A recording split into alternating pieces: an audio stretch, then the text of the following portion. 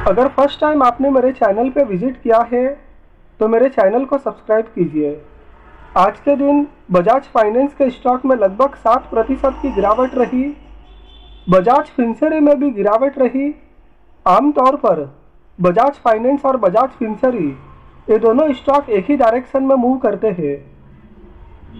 Bajaj finance में जो गिरावट का मुख्य कारण था वो ये था कि कल के दिन कंपनी ने अक्टूबर, नवंबर, दिसंबर ये जो 3 महीने हैं जिसको हम Q3 फाइनेंशियल ईयर 2023 भी कहते हैं, तो इन 3 महीनों का जो बिजनेस है वो बिजनेस से रिलेटेड कुछ अपडेट्स एक्सचेंजेस को सबमिट किए थे।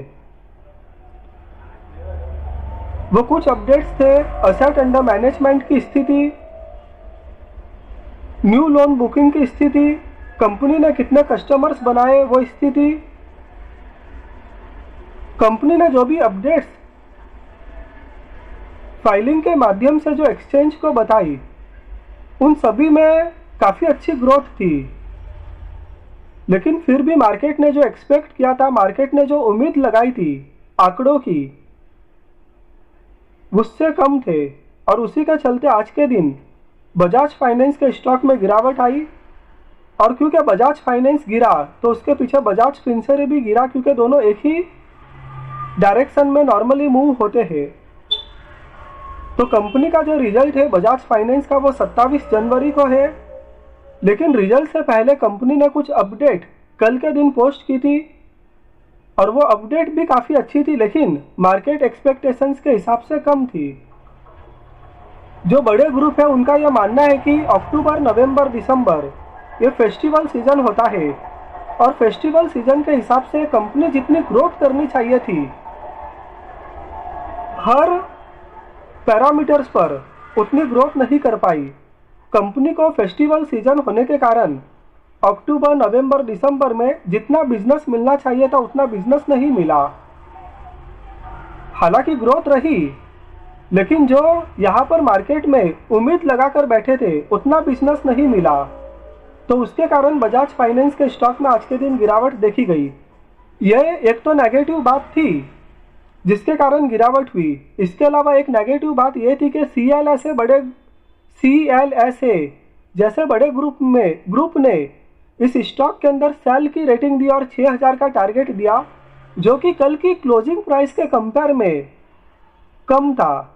इसके अलावा कोटक इंस्टीट्यूशनल इक्विटीज जैसे बड़े ग्रुप ने भी इस स्टॉक के अंदर सेल की रेटिंग दी और 5800 का टारगेट दिया, जो कि कल की क्लोजिंग के कंपेयर में कम था। एक तो जो अपडेट्स थी उसमें ग्रोथ थी, लेकिन मार्केट एक्सपेक्टेशंस के हिसाब से कम थी, वो एक नेगेटिव न्यूज़ थी। प्लस CLSA और कोटक इंस्टीट्यूशनल इक्विटीज जैसे बड़े हाउसेस ने जो सेल की रेटिंग दी, तो उससे भी आज मार्केट में इस स्टॉक के अंदर सेलिंग आई।